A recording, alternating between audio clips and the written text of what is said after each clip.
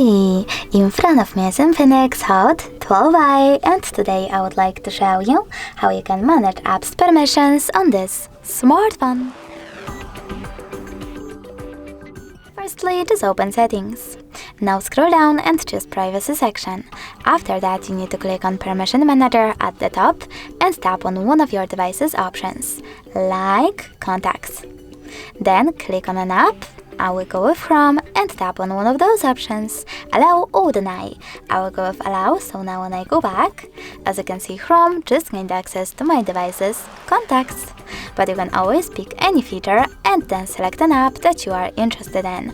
For example, I want to manage all permissions for my Instagram.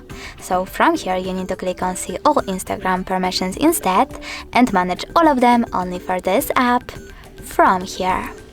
Thanks so much for watching. If you enjoyed this video, don't forget to leave a like, comment and definitely subscribe. Bye!